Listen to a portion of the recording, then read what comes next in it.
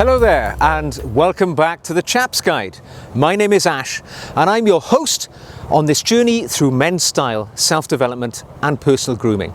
Now today I'm going to talk to you about the colours of shirt that you should definitely have in your wardrobe to complement your look. Because you know, when a gentleman gets up in the morning, it can be an entirely taxing situation to peruse through your shirt collection and make the right decision for the events that you're going to undertake during the course of the day. Because in this era of seemingly boundless choice, it's hard to make the right decision. Because, you know, should you decide to wear a striped shirt, a textured shirt, there's so much to choose from. Well, today I'm going to help you choose the colours that are the only ones that you will need in your traditionally stylish gentleman's wardrobe. Now, whilst choice is a marvellous thing, and it's certainly become the hallmark of the era in which we live, when a gentleman can seemingly purchase any shirt he wants, in any pattern, in any colour, and at any price point which is appropriate to him, I believe that the classic, plain, simple coloured shirts are the best for the intentionally well-dressed man. A good way to look at this is if you look back at images of the golden era of men's style, the 40s, 50s and 60s, have a look at what those men are wearing in those iconic images. You know, you will see Sean Connery, Michael Caine, David Niven, Cary Grant, the people that we consider to be, you know, founder members of the pantheon of well-dressed men. Look at what they're wearing. They're wearing simple, plain, uncomplicated colours on their shirts. Now, whilst we're talking about Sean Connery, let's talk about his most famous character, James Bond, because, you know, that suave, sophisticated secret agent has, over his 60 years of existence, become the very barometer of what is cool and acceptable for stylish men.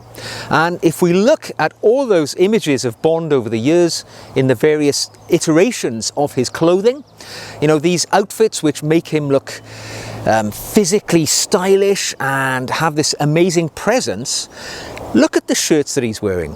Predominantly, they're simple, plain shirts in white and in blue, because Bond knows that the classic look is what was good then in the 40s, 50s and 60s. It's what's good right now, and it'll be good in another 40, 50 and 60 years.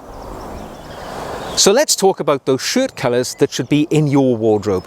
Let's start with the king of them all, the simple white shirt you see displayed here on this rudimentary outdoor wardrobe that I just knocked up with my penknife and a couple of screws. And actually, the white shirt is a great place to start, particularly if you're starting off as an intentionally well-dressed man, because you know what? The white shirt could be the only shirt that you need if you were really paring your shirt collection down and you wanted to go simple but classic. You could have a one shirt collection if it was white. Why white? Well, white is the classic colour. It goes with everything. And when I say goes with everything, you know, it is the perfect blank canvas for all of the accessories that you're likely to wear with your ensemble of clothing. You know, it's easy to match the pocket square. It pretty much goes with any tie because it doesn't clash with any colour.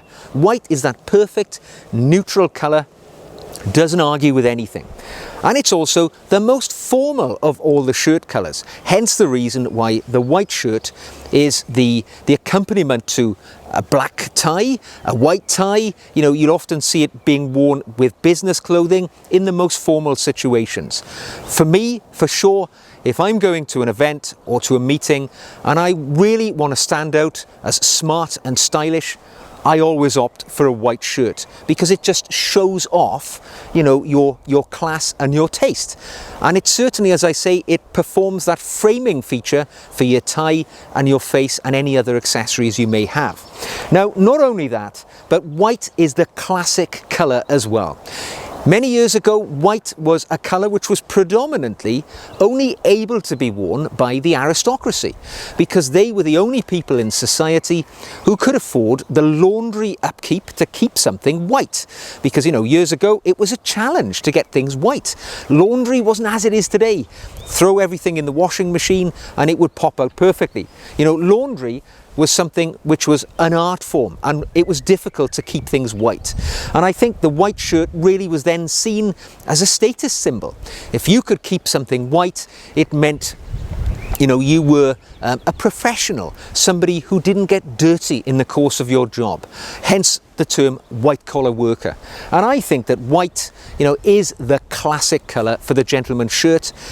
And in your shirt collection, the majority of them should be white. Now they can be in different styles, you know, all different, you know, this is a herringbone pattern style, but there are many different, you know, styles of white shirt you can have rather than just having the plain cotton shirt.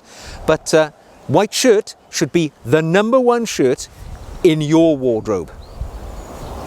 Now my second choice for the shirt colour, which would definitely be in your wardrobe, is light blue. And I mean light blue. Stay away from those darker blue colours, which are definitely a little bit more trendy, not necessarily appropriate for the intentionally well-dressed man in his more smarter and semi-formal situations. So why do I think light blue is the #2 shirt you should have in your wardrobe? Well, for a start, light blue goes very well with a wide collection of colours. It goes nicely with your greys, it goes nicely with your brown family of colours, and also your navies, obviously. It looks great with a navy blue suit. The other positive to a light blue shirt is, you know, if you do get a little bit grubby in your job, the light blue shirt is definitely not going to show up that grime as much as the white shirt. The downside to the dark blue or the light blue shirt is that if you tend to sweat excessively in a hot day, you know, you will have noticeable sweat rings under your armpit.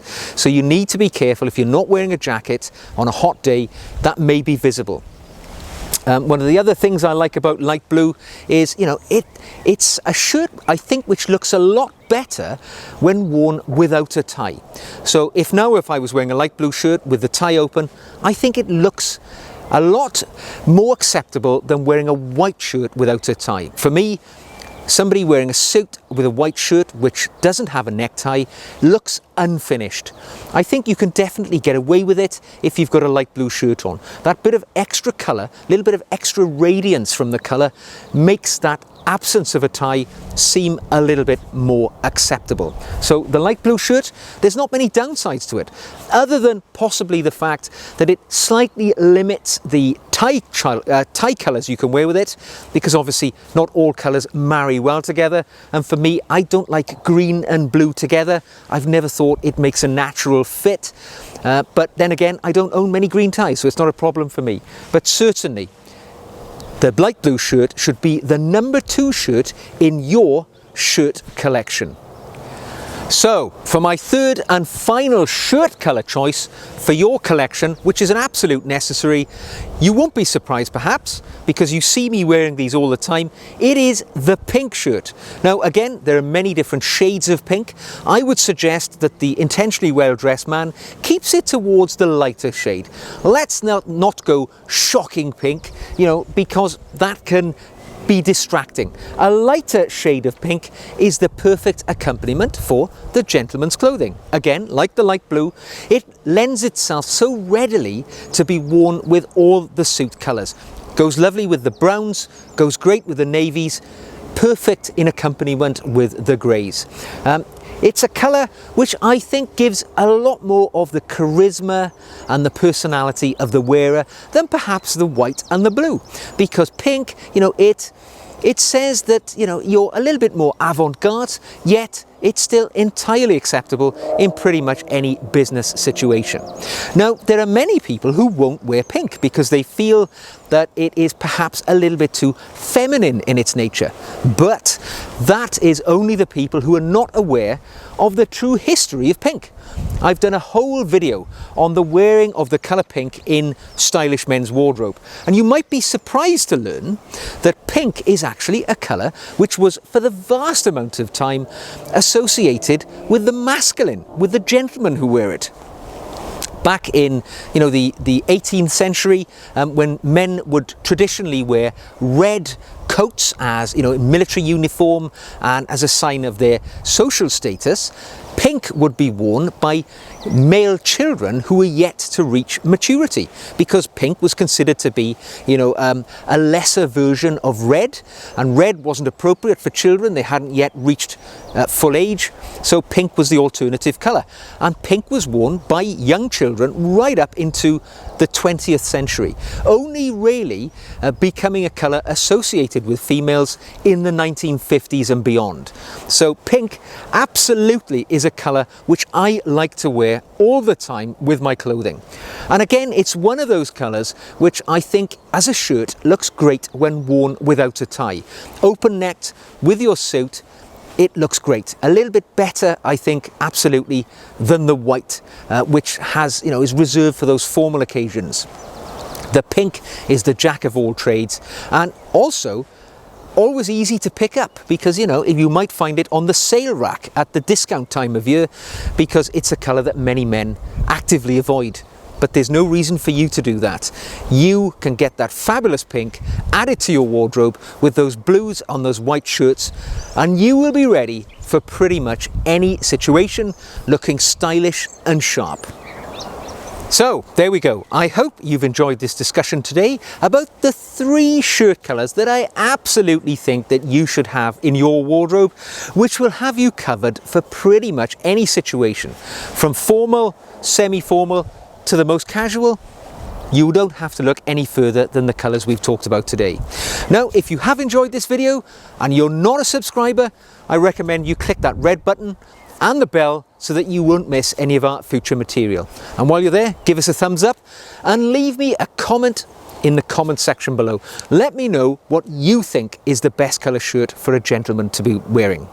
Until the next time, take care of yourselves, look sharp in your white, blue and pink shirt, and I'll see you again very soon.